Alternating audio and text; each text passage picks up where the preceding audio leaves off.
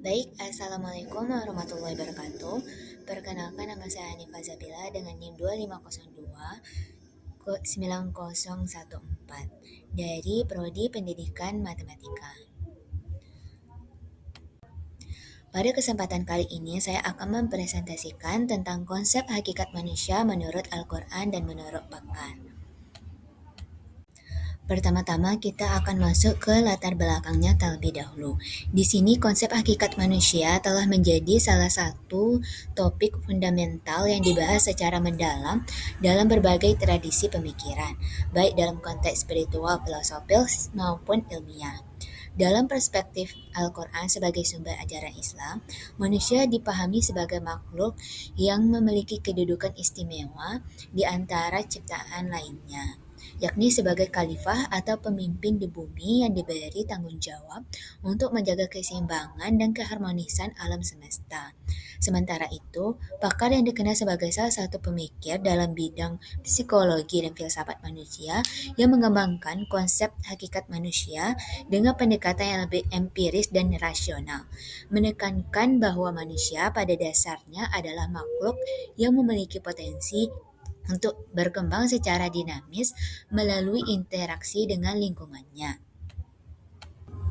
Selanjutnya kita akan masuk ke hakikat manusia menurut Al-Quran. Al-Quran memberikan gambaran yang komprehensif tentang hakikat manusia yang meliputi dimensi jasmani dan rohani sekaligus. Pandangan Al-Quran tentang manusia tidak hanya berhenti pada aspek penciptaan fisik, melainkan juga menyentuh aspek spiritual yang menjadi manusia makhluk yang unik dan istimewa di antara seluruh ciptaan Allah Subhanahu wa Ta'ala.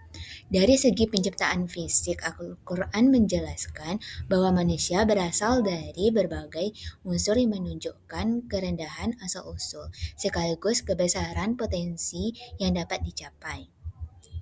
Dalam berbagai surat, Al-Quran menyebutkan bahwa manusia diciptakan dari tanah liat, air tanah, nutfah atau setetes air mani, dan sulala atau suatu saripati.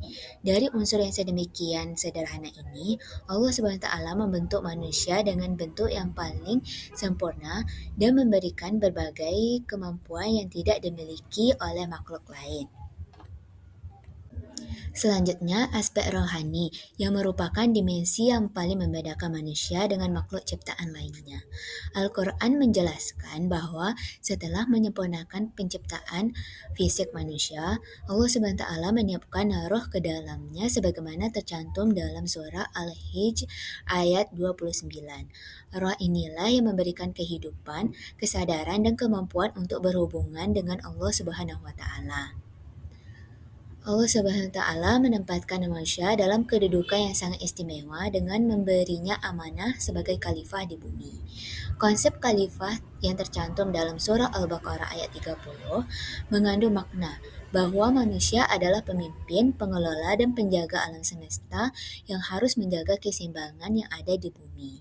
Sebagai khalifah, manusia harus menjaga keseimbangan ekosistem, memanfaatkan sumber daya alam dengan bijak, dan menciptakan kemaslahatan bagi seluruh makhluk.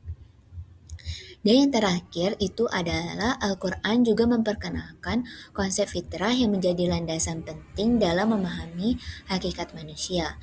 Meskipun fitrah manusia condong kepada kebaikan, manusia tetap memiliki potensi untuk memilih antara kebaikan dan kejahatan. Itulah mengapa manusia diberi akal dan kehendak bebas agar dapat membedakan antara yang benar dan yang salah, antara yang bermanfaat dan yang merugikan. Selanjutnya, adapun hakikat manusia menurut pakar. Pemahaman tentang hakikat manusia menjadi salah satu topik yang banyak dibahas oleh para pakar dan pemikir sepanjang sejarah peradaban manusia. Yang pertama, dalam tradisi filsafat Barat. Plato memandang manusia sebagai makhluk yang terdiri dari 3 unsur, yaitu akal, semangat, dan nafsu, di mana akal harus mengendalikan unsur-unsur lainnya. Sementara itu, Aristoteles mendefinisikan manusia sebagai zoon logikon atau makhluk berakal dan zoon politikon atau makhluk sosial, yang menunjukkan bahwa akal dan kehidupan bermasyarakat merupakan karakteristik fundamental manusia.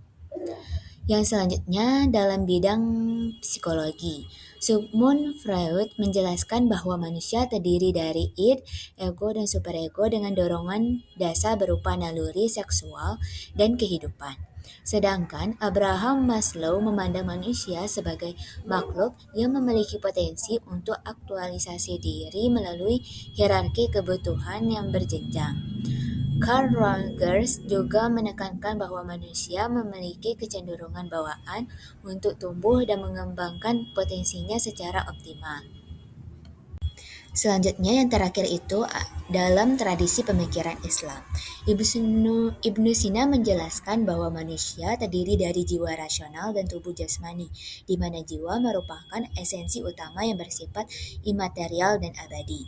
Al-Ghazali menekankan bahwa hati manusia merupakan organ spiritual yang menjadi tempat penerimaan kebenaran ilahi, sehingga pembersihan hati dari sifat-sifat tercela menjadi kunci untuk mencapai kesempurnaan. Dari berbagai perspektif yang telah dikemukakan oleh para pakar tersebut, dapat disimpulkan bahwa hakikat manusia merupakan konsep yang sangat kompleks dan multidimensional. Yang terakhir ada kesimpulan. Di sini dapat kita simpulkan bahwa secara keseluruhan baik Al-Quran maupun para pakar sama-sama memandang manusia sebagai makhluk yang memiliki potensi dan keistimewaan.